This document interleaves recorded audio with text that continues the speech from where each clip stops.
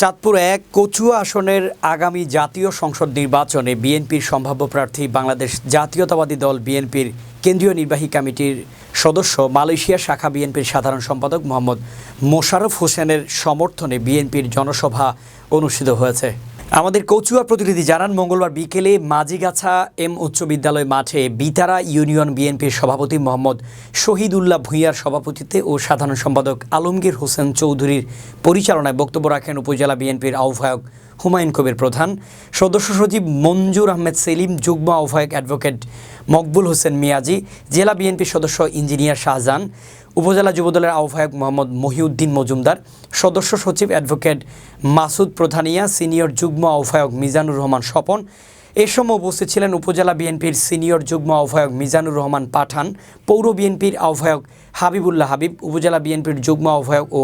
স্বেচ্ছাসেবক দলের আহ্বায়ক মোহাম্মদ শাহজাহান সিরাজ, সদস্য সচিব আলামিন মোল্লা, পৌর যুবদলের সভাপতি মিজানুর রহমান, সিনিয়র সহসভাপতি আলামিন, কচুয়া উপজেলা ছাত্রদলের সাবেক আহ্বায়ক কামরুজ্জামান কামরুল, সভাপতি মোহাম্মদ মোস্তফা কামাল, সাধারণ সম্পাদক গাজী রশিদ সহ আরও অনেকে। জনসভায় উপজেলা বিএনপি ও অঙ্গ সংগঠনের বিপুল সংখ্যক নেতাকর্মী সমর্থক উপস্থিত ছিলেন।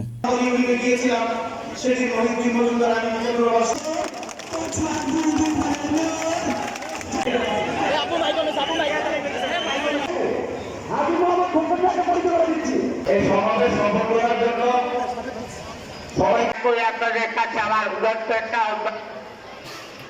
আমরা নিজেরা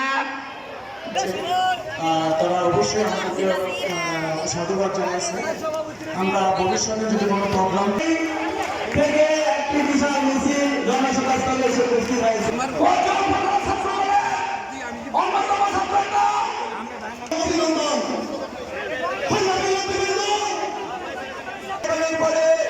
আমরা দীর্ঘ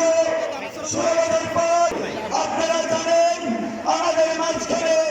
অনেক